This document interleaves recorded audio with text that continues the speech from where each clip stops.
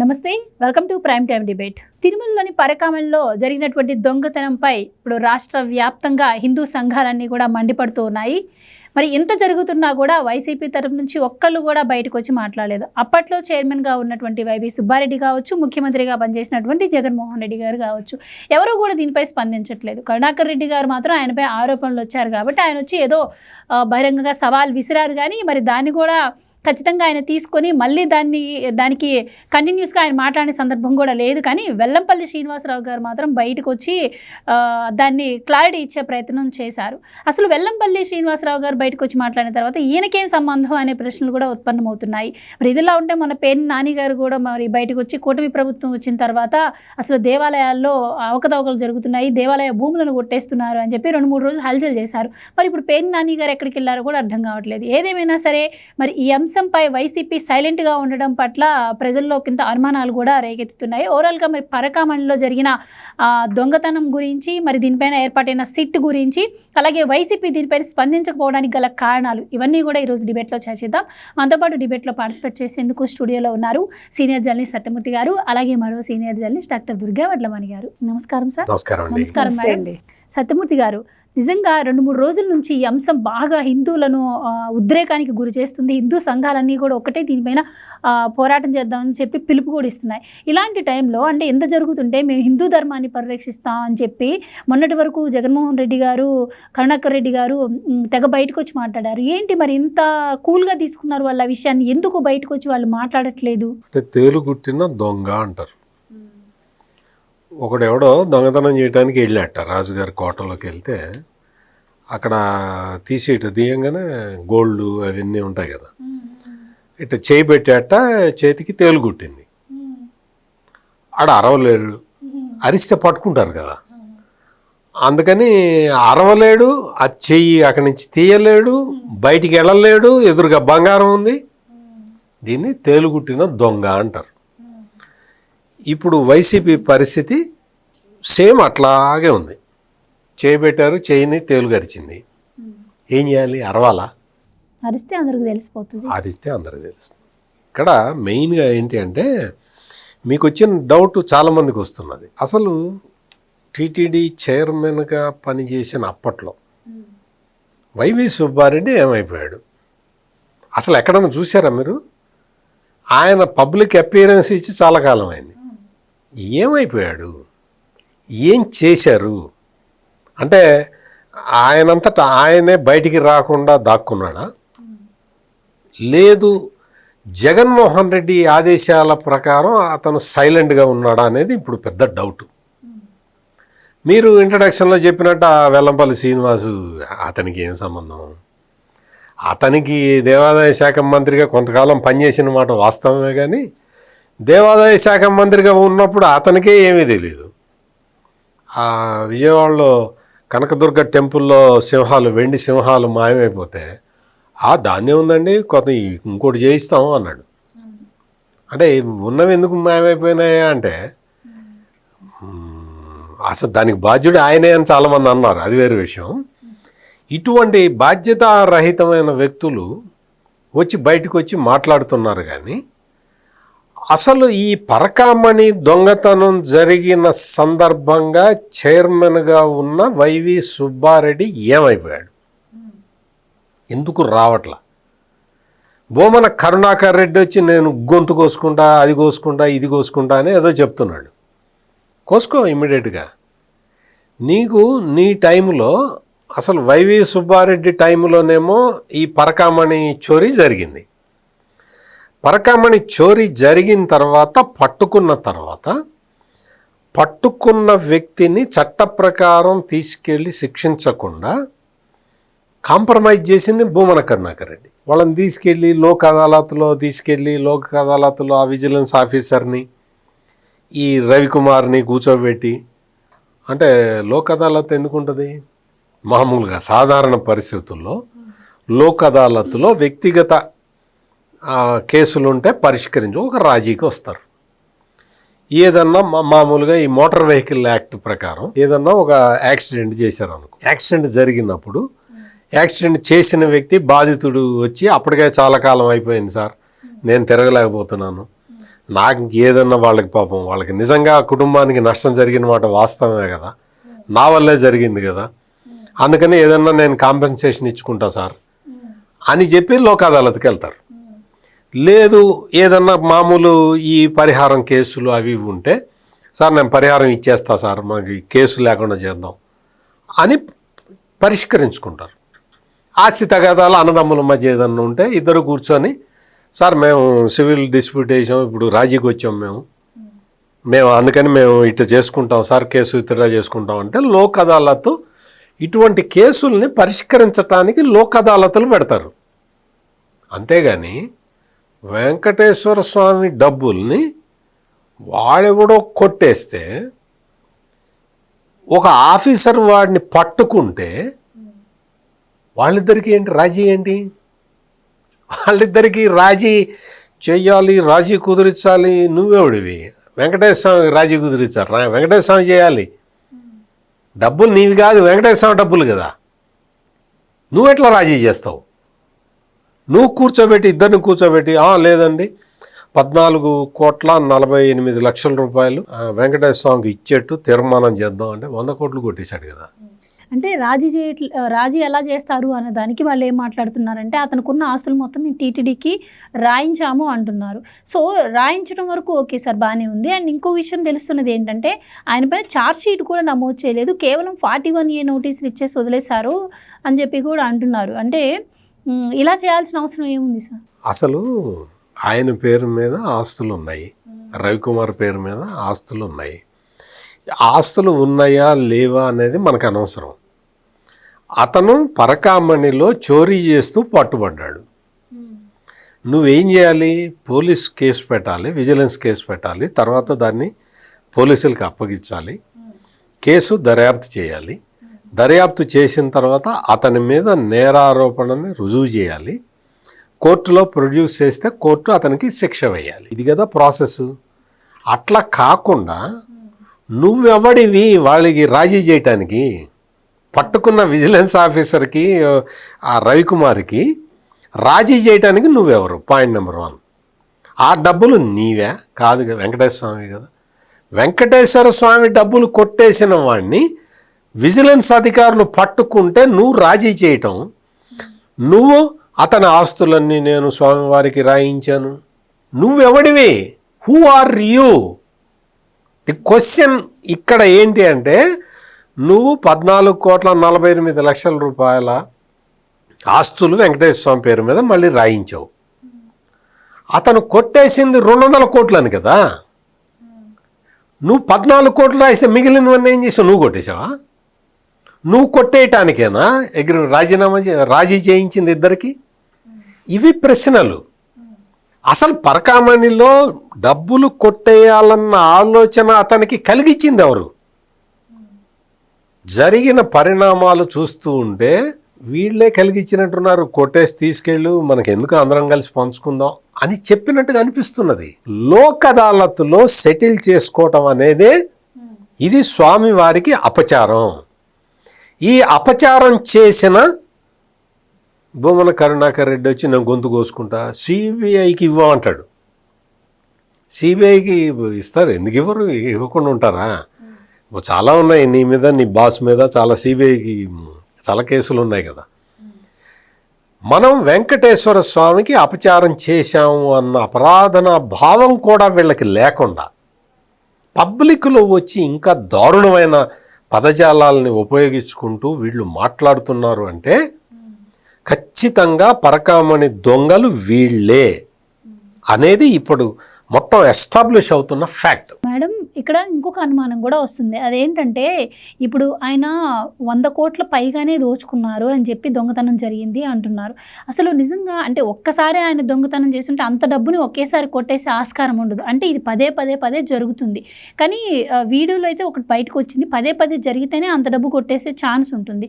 మరి ఇంత జరుగుతుంటే మరి దానిపైన ఎందుకు భూమన అప్పట్లో టీటీడీ ఎందుకు స్పందించలేదు? అండ్ ఏదో ఆస్తులు రాపిచ్చేసాము అది ఇదని చెప్తున్నారు. అంటే అప్పట్లో ఇది వైఫల్యంగా భావించి దీన్ని కప్పిపుచ్చుకునే ప్రయత్నంలో భాగంగా దీన్ని బయటపెట్టలేదు అనుకోవచ్చా ఏంటి? అంటే పదే పదే జరిగింది అంటే దానికి ఎవరో ప్రోత్సహిస్తున్నారు, ఎవరో వెనకుండి చేపిస్తున్నారు అనే కదా అర్థం. అంటే ఇక్కడ మీకు అతను పంచెలో ఒక స్పెషల్గా జేబులు కుట్టించుకున్నాడు ఇట్లా డబ్బులు పట్టుకెళ్ళడానికి.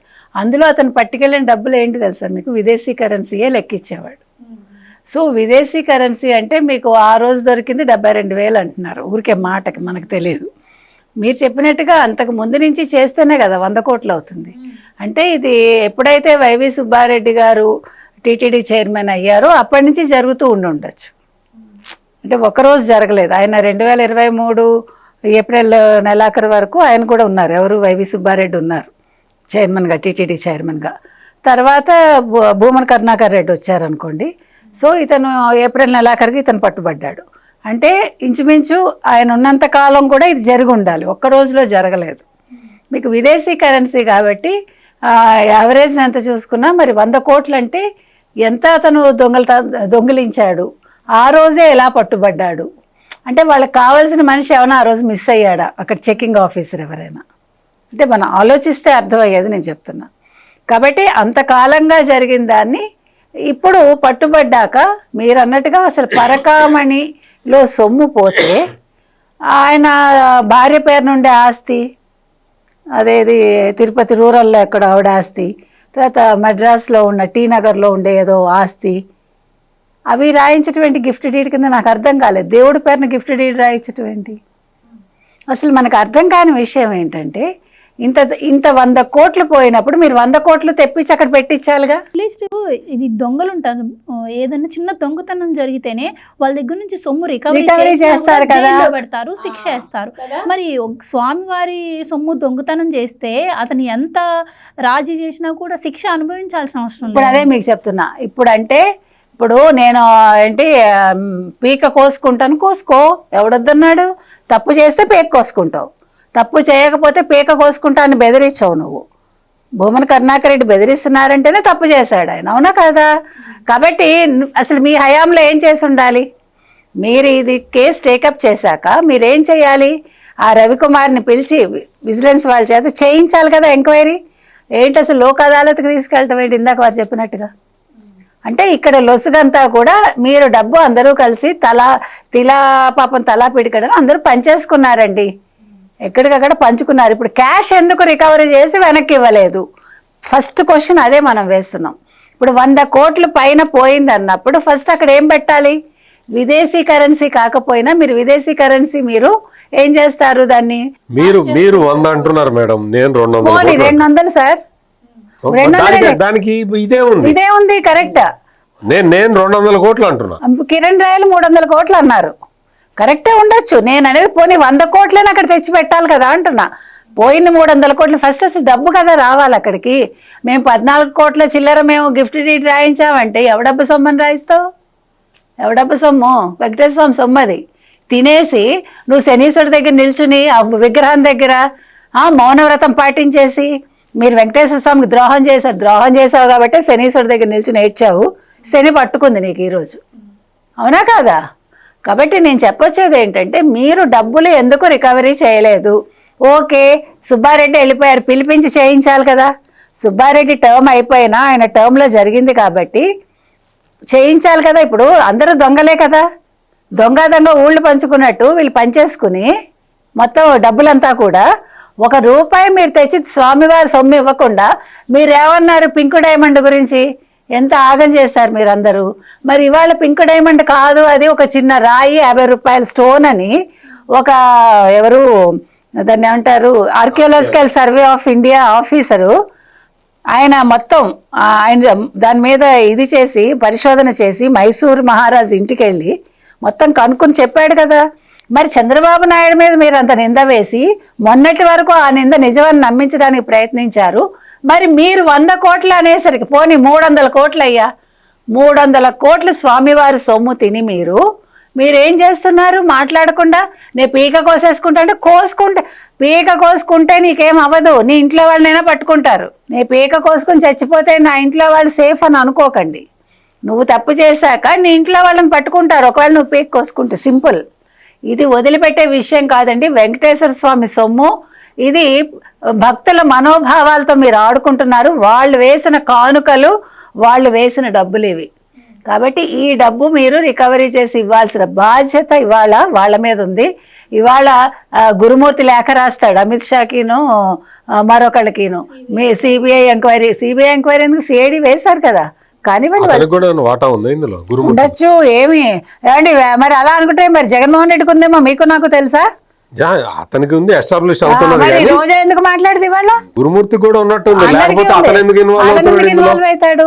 ఒకటి. రెండోది రోజా ఏమైంది ఇవాళ? వారం మొన్న కూడా వెళ్ళింది కదా 30 మందితో 25 మందితో. మరి రోజా గారు మాట్లాడాలి కదా ఇవాళ. మేము 100 కోట్లు కాదు 300 కోట్లు తిన్నామని చెప్పాలి కదా ఆవిడ. ప్రజలు 100 కోట్లు అనుకుంటున్నారు, కాదు 300 కోట్లు అని చెప్పమానండి. డబ్బులు ఎందుకు మీరు అక్కడ పెట్టలేదు? ఇదే ప్రశ్న అండి.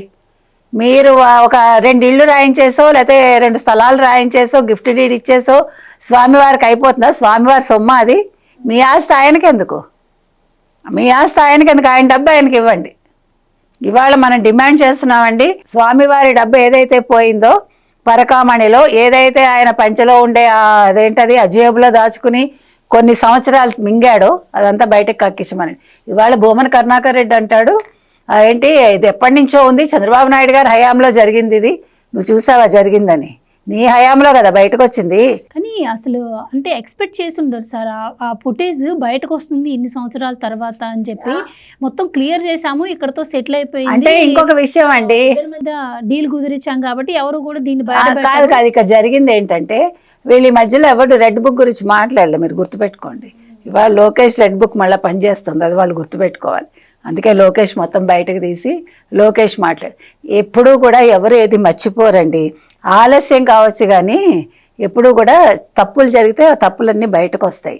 వాళ్ళు సెటిల్ చేసేసాము, మీరెవరు సెటిల్ చేయడానికి? స్వామివారి సొమ్ము గురించి అసలు మీకు ఏం రైట్ ఉందండి? మీకేం రైట్ ఉంది? మీకు వీళ్ళకి రైటే లేదు. ఇవాళ లోకేష్ గారు చేసింది చాలా మంచి పని, వారు బయటకు తీసుకొచ్చారు. రెడ్ బుక్ వర్క్ చేస్తోంది. కాబట్టి ఇంకా ఏమున్నాయో, ఇక్కడితో ఎక్కడ ఆగుతుంది? ఇంకేం బయటకు వస్తాయో? ఇప్పుడు కల్తీ లడ్డు నుంచి మొదలైందండి, ఇంకా స్వామివారికి సంబంధించి వీళ్ళు ఎన్నెన్ని వెధవ పనులు చేశారు అన్నీ బయటికి రావాలి కదా.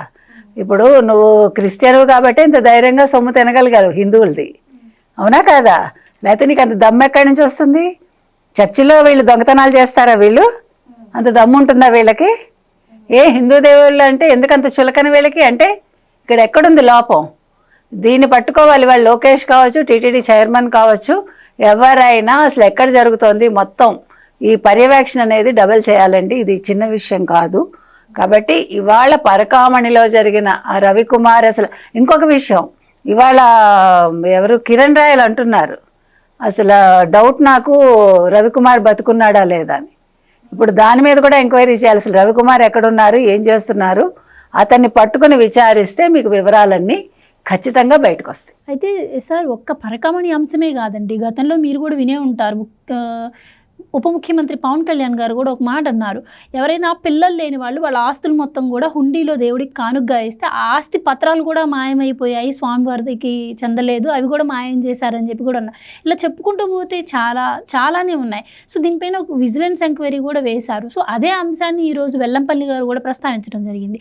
ఎలాగో మీరు విజిలెన్స్ ఎంక్వైరీ వేశారు, మరి ఆ రిపోర్ట్స్ ఎందుకు బయట పెట్టట్లేదు? మీరు ఆ ఉద్యోగి ఎప్పుడు 20 సంవత్సరాల నుంచి అక్కడ జాబ్ చేస్తున్నారు, ఆ వీడియోలు బయట పెట్టారు, సరే మరి విజిలెన్స్ రిపోర్ట్ ఎందుకు ఇదే అంశంపై వేశారు కదా, బయట ఎందుకు పెట్టట్లేదని చెప్పి ఆయన అడుగుతున్నాడు. ఇక్కడ వెల్లంపల్లి శ్రీనివాసు లేకపోతే కొనకిస్క గొట్టంగాళ్ళు అందరూ వచ్చి మాట్లాడటం అనేది వాళ్ళు ఏదో వాళ్ళని సపోర్ట్ చేసుకుంటూ ఈ దొంగల్ని కాపాడుకుంటూ చేసే లాస్ట్ ప్రయత్నం. ఇక్కడ మనం పరకామణిలో జరిగిన చోరీ గురించి చాలా సీరియస్గా తీసుకోవాల్సిన వాళ్ళే దాన్ని ఒక ఆదాయ వనరుగా మార్చుకోవటం అనేది ఇక్కడ ప్రధాన అంశం. తిరుమల మొత్తాన్ని ఏటీఎం లాగా వాడేసుకున్నారు. ఇక్కడ వెంకటేశ్వర స్వామి దగ్గర ఉన్న ప్రత్యేకత ఏంటి అంటే మామూలుగా కొన్ని చోట్ల కొన్ని డిస్ప్యూటెడ్ ఆస్తులు ఉంటాయి.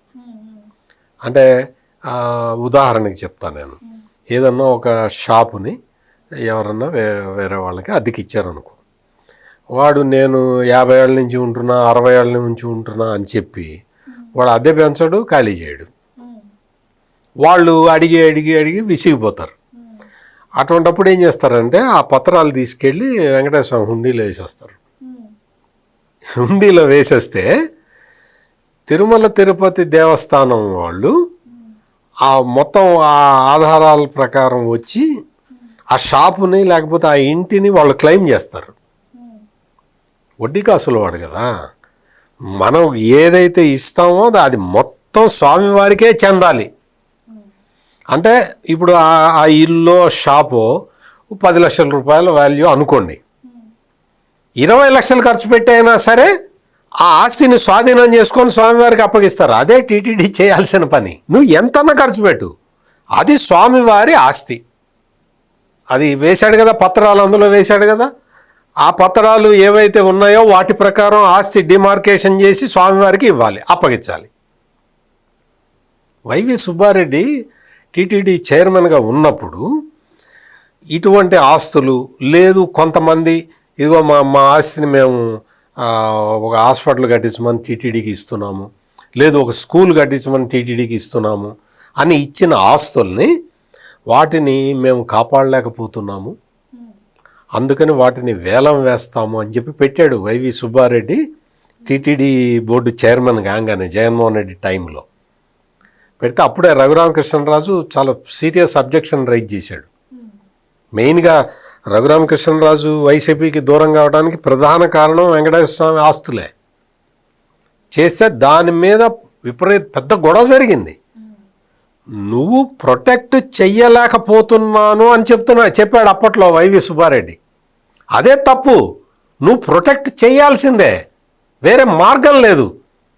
నువ్వు అదే నేను ప్రొటెక్ట్ చేయలేను అవన్నీ అమ్ముతానంటే నీ వాళ్ళకి పిలిపించి అమ్ముకోవటానికి ప్లాన్ వేసావు అనేది అప్పట్లో చాలా పెద్ద ఎలిగేషన్ వచ్చింది.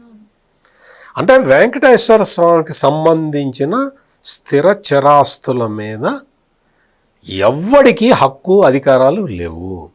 నువ్వు టీటీడీ చైర్మన్ కావచ్చు, నువ్వు రాష్ట్రానికి ముఖ్యమంత్రి కావచ్చు, ప్రెసిడెంట్ ఆఫ్ ఇండియా కావచ్చు, ప్రధానమంత్రి కావచ్చు, ఎవరైనా సరే స్వామివారి సొమ్ముని ఇట్లా ముట్టుకోవటానికి కూడా వీల్లేదు. అదే కలియుగ దైవం వెంకటేశ్వర స్వామి తన మహత్యాన్ని చూపిస్తాడు. లేకపోతే ఇన్ని రోజుల తర్వాత సీసీటీవీ ఫుటేజీలు మాయం చేసిన తర్వాత కాంప్రమైజ్ చేసేసుకొని లోక్ అదాలత్లో సెట్ చేసుకున్న తర్వాత ఆ చైర్మన్ ఆయన పదవి అయిపోయింది, ఈ చైర్మన్ ఈయన పదవి అయిపోయింది, ముఖ్యమంత్రిగా జగన్మోహన్ రెడ్డి పదవి అయిపోయింది. అందరూ ఎవరికి వాళ్ళు సెటిల్ అయిపోయి వాళ్ళ ఆస్తుల్ని ఎంజాయ్ చేస్తున్న టైంలో ఈ ఇష్యూ బయటికి రావటం ఏంటి? వీడియోలతో సహా, ఏదో నార్మల్ ఆరోపణలు కూడా కాదు, వీడియోలతో సహా బయటికి రావటం ఏంటి? వెంకటేశ్వర స్వామి ఎవరిని వదలడు అనటానికి ఇది సజీవ సాక్ష్యం.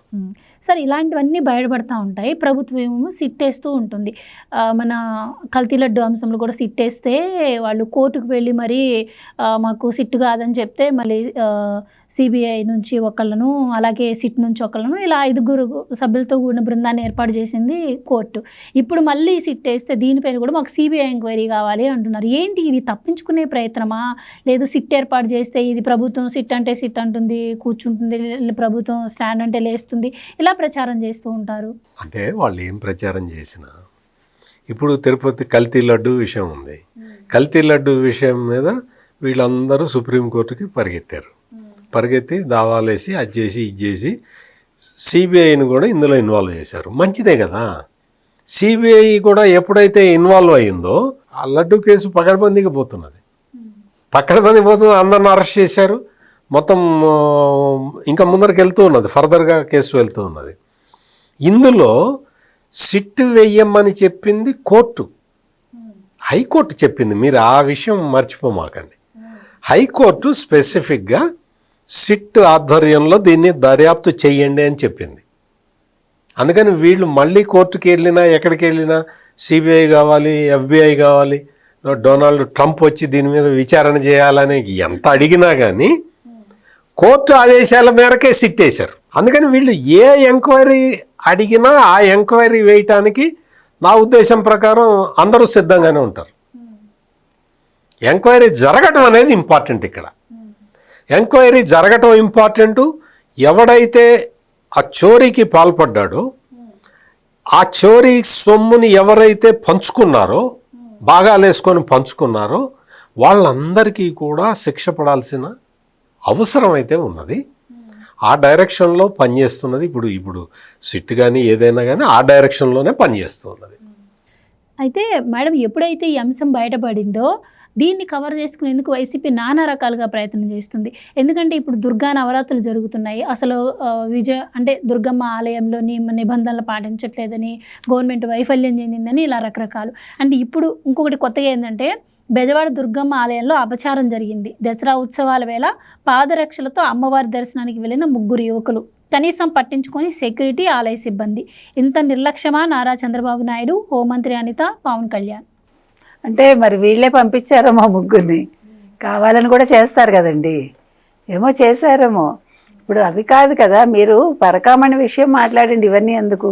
ఇప్పుడు దుర్గమ్మ గుడిలో అపచారం జరిగితే అక్కడ ఈవో చూసుకుంటారు, అక్కడ సెక్యూరిటీ చూసుకుంటుంది. వైసీపీ వాళ్ళు బాధపడక్కర్లా. వైసీపీ వాళ్ళు చేసిన అపచారాలన్నింటికి ఏ దేవుడు శిక్షించాలి వైసీపీ వాళ్ళని? ముందు అది చెప్పమానండి. 100 కోట్లు తినేసి మేము సెటిల్మెంట్ చేసేసాం కదా, మళ్ళీ దీని మీద ఏంటి ఈ రచ్చ అని అడుగుతున్నాడు నిన్న భూమన. అంటే ఏంటి? ఎంత ఊహించలేదు. మీకు సంగతి తెలుసా? వెంకటేశ్వర స్వామితో పెట్టుకుంటే మీకు ఇంతమంది వచ్చారు కదా, పోర్చుగీస్ వాళ్ళు వచ్చారు, ముఘల్స్ వచ్చారు. మీరు మొత్తం హిస్టరీ చూసుకుంటే ప్రతి వాళ్ళు తిరుమల తిరుపతి దేవస్థానాన్ని కొల్లగొట్టాలనే చూస్తే అక్కడి దాకా వచ్చాక అనారోగ్యం పాలై చచ్చిపోయారు ప్రతి ఒక్కళ్ళు, లేకపోతే దారిలోనే అనారోగ్యం పాలై చచ్చిపోయిన వాళ్ళు ఉన్నారు. మీరు మొత్తం హిస్టరీ చదువుకోండి. ఈ గుడికి వద్దామని ప్రయత్నించిన వాళ్ళందరూ కొల్లగొట్టాలి, మొత్తం ఆస్తులు ధ్వంసం చేసేసి, అంటే విగ్రహాన్ని ధ్వంసం చేసి ఆస్తులు మొత్తం, అప్పుడు చాలా బంగారం అంతా వాళ్ళకి లెక్కలు తెలుస్తాయి కదా. ప్రతి ఒక్క అంటే మీరు ఫ్రెంచ్ వాళ్ళని తీసుకోండి, పోర్చుగీస్ వాళ్ళని తీసుకోండి, ఎవరిని తీసుకున్న అదే జరిగింది. నేను ఎందుకు చెప్తున్నానంటే, ఇవాళ వీళ్ళందరూ కూడా 100 కోట్లు, 200 కోట్లు, 300 కోట్లు తిన్నారు కదండి. ఇవాళ ప్రశాంతంగా మేము తిన్నాము, బాగున్నాము అని అనుకుంటున్నారు కదా. వెంకటేశ్వర స్వామితో పెట్టుకుంటే మాత్రం ఇవాళ కాకపోతే రేపైనా ఏదో ఒక సమస్య మాత్రం తలెత్తుతుంది. మీకు అందులో సందేహం అక్కర్లా. ఎందుకంటే దేవుడు చూస్తూ ఊరుకోడు. అంటే ఆలస్యం కావచ్చు అంతే. ఇప్పుడు వాళ్ళు భయంతోటైనా వాళ్ళు నిజాలు ఒప్పుకుంటారు. అంటే అలాంటి సిచ్యువేషన్ తీసుకొస్తాడు దేవుడు. ఇప్పుడు ముడుపులు ఊరికే కడతారు వెంకటేశ్వర స్వామికి శనివారాలు. ఇప్పుడు మనకు ఒక పని జరగలేదనుకోండి, ₹1 మనం ఒక పసుపు గుడ్డల్లో కడతాం మనం, స్వామి నాకు ఈ కోరిక తీరితే నేను వస్తాను.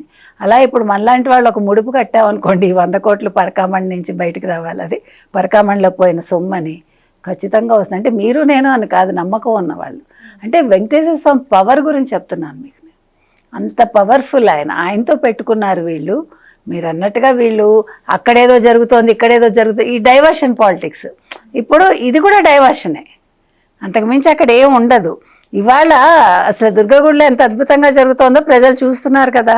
చూశాక కూడా వీళ్ళు ఇలా చేస్తున్నారంటే వెంకటేశ్వర స్వామి గుడిలో జరిగిన, అంటే తిరుమలలో జరిగిన, ఈ పరకామణిలో జరిగిన దొంగతనం గురించి ఎవడూ మాట్లాడటల్లా. 3 భక్తులు చెప్పులతో వెళ్ళారనే అంశం తీసుకొస్తున్నారు. ఇవాళ రోజా ఏమైంది, ఇవాళ వైవి సుబ్బారెడ్డి ఏమయ్యారు, మిగతా వాళ్ళందరూ ఏమయ్యారు, శ్యామల గారు ఏమయ్యారు. అంటే శ్యామలకి ఇంకా ఫస్ట్ వీక్ రావాలి, పేటీఎం కదా ఆవిడ, కాబట్టి వాళ్ళందరికీ టైం పడుతుంది. ఈలోగా పుణ్యకాలం కాస్త అయిపోతుంది. ఈ మహామహులందరూ, పేర్ని నాని గారు ఏమయ్యారు, అంబటి రాంబాబు గారు ఏమయ్యారు, సరే కొడాలి నాని అసలు ఎక్కడున్నారో ఆవిడకి తెలియదు అనుకోండి, ఆయన ఏదో గుండెకి మెషిన్ పెట్టుకుని తిరుగుతున్నారని మనం విన్నాం, మనకు తెలియదు.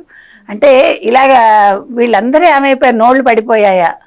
మరి రోజా ఫస్ట్ ఇవాళ మాట్లాడాలండి, ఎందుకంటే ఆవిడ తిరుపతికి చెందిన ఆవిడ.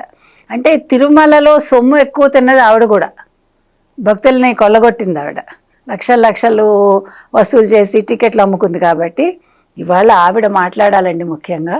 కాబట్టి ఇవాళ మీరు దీన్ని ఏదో డైవర్ట్ చేసేద్దాము, అయ్యో అంత సెటిల్ చేసేస్తాం కదా, ఎలా బయటకు వచ్చింది, ఇవి కాదు మీరు అంటే ఆలోచించాలి. ఇక్కడ ప్రతిసారి భూమన కరుణాకర్ రెడ్డి గారి మీద ఆరోపణలు వచ్చినప్పుడల్లా ఆయన బయటకు వచ్చి నేను అఖిలాండం ముందు దీపం ఆర్పుతాను, లేదంటే నా తల కోసుకుంటాను, నేను ప్రమాణం చేస్తాను, ప్రతిసారి ప్రమాణ అంశాన్ని తీసుకొస్తూ ఉన్నారు సార్. మరి నిజంగానే మనం అనుకున్నట్టయితే ఆయన 2 సార్లు చైర్మన్గా చేశారు. ఆయన దానికి ఏమంటున్నారు, నా పైన దేవుడు కరుణ చూపించాడు, దయ చూపించడం వల్లే కదా మరి నేను 2 సార్లు చేయగలిగాను, ఆ దేవుడు కృప నా మీద ఉంది కదా అన్న. మొన్న తిరుపతి లడ్డు అంశంలో కూడా ఆయన ప్రమాణం చేసి వచ్చాడు. మరి ఎలా చూడవచ్చు అంటారు? అంటే కొంతమంది అంటే మీకు ఇక్కడ ప్రమాణం చేస్తున్నాడంటే మీకు అర్థం కావట్లే. ఆయన క్రిస్టియన్ కాబట్టి ప్రమాణం చేసినా ఏమవ్వదు. అది మీరు మాట్లాడారు. ఇక్కడ భూమన కరుణాకర్ రెడ్డి 2 సార్లు కాకపోతే 20 సార్లు నువ్వు టీటీడీ చైర్మన్ అయినా కానీ నీలో భక్తి భావన రావాలి కదా. నేను అడిగే పాయింట్ అదొకటే. నీకు భక్తి లేకుండా నువ్వు ఎన్నిసార్లు అదొక పదవిలాగా, అంటే ఒక రాజకీయంగా నీకు అంతకు ముందరేమో వైఎస్ రాజశేఖర్ రెడ్డి నీకు ఏదో ఒక పదవి ఇవ్వాలి కాబట్టి నీకు ఆశ్రయం కల్పించాడు. ఆ తర్వాత జగన్మోహన్ రెడ్డి వాళ్ళ బాబాయిని 2 సార్లు పెట్టుకొని ఇంకా 3సారి పెట్టడానికి వీలు లేక నీకు ఇచ్చాడు. నీకు పదవిలాగా దాన్ని చూడకూడదు. టీటీడీ చైర్మన్ అనేది ఒక పదవిలాగా కాదు, అది భక్తితో కూడిన అంశం. నీకు ఆ భక్తి లేదు అనేదే మేము చెప్తున్నది. నువ్వు ఒక 2 సార్లు కాదు 50 సార్లు అయినా నీకు వెంకటేశ్వర స్వామి అంటే భక్తి లేదు. భక్తి ఉంటే ఇట్లా పరకామణి దొంగల్ని రక్షించి అవుట్ ఆఫ్ కోర్టు సెటిల్మెంట్ చేయించి ఆస్తులు నువ్వు కొట్టేయవు. వెంకటేశ్వర స్వామికి సంబంధించిన ఆస్తి మీద చెయ్యేస్తున్నావు అంటేనే నీకు అసలు వెంకటేశ్వర స్వామి మీద నీకు భక్తి లేదు అనేది అక్కడ రుజువు అయిపోతూ ఉన్నది. అందుకని నేను 2 సార్లు అయ్యాను, నాకు స్వామి కరుణ కటాక్షం నా మీద ఉంది అంటే స్వామి కరుణ కటాక్షం నీ మీద ఉంటే నువ్వు పరకమణి చోరీ చేస్తావా? నీకు స్వామి కరుణ ఉన్నది అనుకో, చోరీ చేస్తావు, దొంగతనం చేస్తావా? అది ఇక్కడ సమస్య. అందుకని భూమన కరుణాకర్ రెడ్డి అనే వ్యక్తి అతనికి హిందూ మతం మీద వీటి మీద నమ్మకం లేదు. వాళ్ళ క్రిస్టియన్ మతాచారాల ప్రకారమే వాళ్ళు బతుకుతున్నారు. ఎవ్వడికి అభ్యంతరం లేదు. నీకు జగన్మోహన్ రెడ్డి పదవి ఇచ్చాడు, తీసుకో, చెయ్యి. నువ్వు వచ్చేటప్పుడు అసలు హిందూ ధర్మం ఏంటి, హిందూ మతాచారాలు ఏంటి, వెంకటేశ్వర స్వామి మహత్యం ఏంటి, అవన్నీ చదువుకొని వచ్చి నువ్వు పనిచేయాలి. అది భూమన కరుణాకర్ రెడ్డి కానీ వైవి సుబ్బారెడ్డి కానీ చేయాల్సిన పని. ఈ రోజున అందుకనే మనం అడుగుతున్నది ఏంటంటే, నువ్వు భూమన కరుణాకర్ రెడ్డి వచ్చి నేను గొంతు కోసుకుంటా, అది కోసుకుంటా, ఇది కోసుకుంటా అని చెప్తున్నాడు. వైవి సుబ్బారెడ్డి వచ్చి గొంతు కోసుకుంటా అని చెప్పమను, రమ్మను. ఎందుకు చెప్పలేదు? జగన్మోహన్ రెడ్డి ప్రతి విషయం మీద మాట్లాడుతున్నాడు కదా, మరి ఈ విషయం మీద ఇంకెందుకు మాట్లాడలేదు? హిందూ ధర్మ పరిరక్షకుడు కూడా కదా, హిందూ ధర్మాన్ని 2 చేతులు పెట్టి కాపాడుతున్న వ్యక్తి కదా జగన్మోహన్ రెడ్డి. అంటే చేతులు అలా ఉండిపోయాయి సార్. అది మరి నువ్వు వచ్చి ఇట్లా పరకామణిలో 200 కోట్లు 300 కోట్లు కొట్టేశారు మా వాళ్ళు, దాని మీద ఎంక్వైరీ చేయండి, నాకేం వాటర్ రాలేదు, నేను తిరిగి కట్టిస్తాను అని చెప్పవచ్చు. ఆయన ముఖ్యమంత్రిగా ఉన్న ఇప్పుడే కదా జరిగింది. అంతే కదా మరి. అందుకని అది చెయ్యకుండా, అటువంటి పనులు ఏవి చెయ్యకుండా నేను 2 సార్లు చైర్మన్ అయ్యా, 3 సార్లు చైర్మన్ అయ్యా, 10 సార్లు అయ్యానంటే నువ్వు అక్కడ దొంగ దొరికాడు, దొరికిన దొంగని చట్ట ప్రకారం శిక్షించకుండా నువ్వు రాజీ చేసి కొంత ఆస్తి కొట్టేసి పంపించావు. అది కదా ఇష్యూ. నీకు స్వామి మీద నమ్మకం ఉంటే నువ్వు పైసా ముట్టుకోవటానికి కూడా భయపడి చచ్చిపోవాలి. ఎందుకంటే వెంకటేశ్వర డబ్బులు అట్లా ముట్టుకుంటే కాలిపోతారు. అది అక్కడ జరుగుతుంది. అది చాలా అంటే ఇప్పుడు సందర్భం కాదు కాబట్టి నేను ఉదాహరణలు చెప్పట్లేదు, కానీ లేటెస్ట్ ఉదాహరణ ఒకటి ఉంది. ఆ లేటెస్ట్ ఉదాహరణ చెబితే పాపం అతను బాధపడతాడు కాబట్టి అతనికి వ్యక్తిగతంగా నష్టం జరిగింది. అంత సర్వం నేనే, వెంకటేశ్వర ఎవరు అన్నట్టుగా ప్రవర్తించిన ఒక వ్యక్తికి వ్యక్తిగతంగా నష్టం జరిగింది. అందుకని ఆ సంఘటన తలుచుకొనైనా వీళ్ళు మారాలి. కొంచెం నిజాయితీగా ఉండకపోతే, కొంచెం కాదు, వెంకటేశ్వర స్వామి విషయంలో పూర్తిగా నిజాయితీగా ఉండకపోతే ఆ ఉన్నతాధికారికి వ్యక్తిగతంగా జరిగిన నష్టం అందరికీ జరగచ్చు.